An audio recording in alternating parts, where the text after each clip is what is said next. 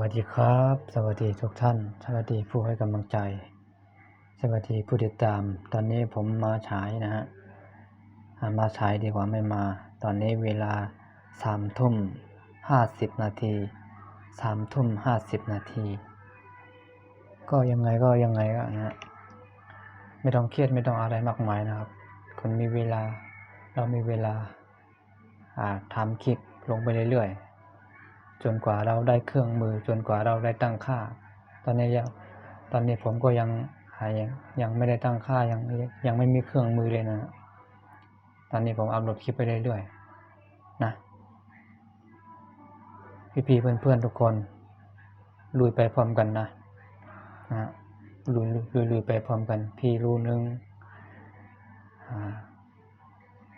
ใครๆก็อยากจะทำงานสบายใจแล้วก็อยากจะได้เงินทุกอย่างในโลกใบนี้มันไม่มีอะไรได้มาง่ายๆนะฮะถ้าเราไม่ลงมือทำเราเห็นเขาทำเห็นเขาได้ง่ายเห็นเขาไปเที่ยวก็ได้เงินก็ได้สิครับบางคนก็ทำมาหลายปีแล้วหลายปีนะทุกคนทำคู่กับงานประจำได้นะพอเรามีเวลาตอนเที่ยงหรือว่า5 โมงเย็นอย่างเนี้ยแล้วก็อัปโหลดคลิปมาถ่ายวิดีโออัปโหลดคลิปค่อยๆทำไปเดี๋ยวมันก็ผ่านเองแหละไม่ยากนะขอแค่เราขยัน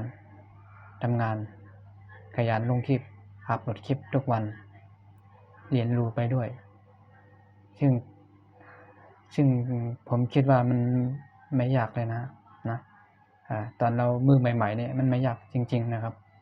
ขอแค่เราเรียนรู้ทุกวันอัปโหลดคลิปทุกวัน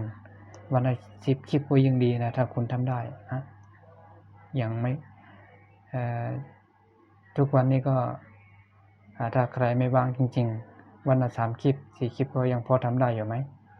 ถ้าพอทำได้ก็ทำไปเรื่อยๆคุณไม่ต้องขี้เกียจไม่ต้องลังเลอะไรมากมายนะขอแค่คุณมีเวลา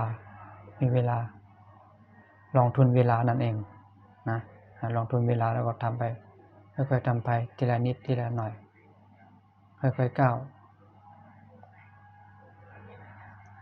นี่ครับ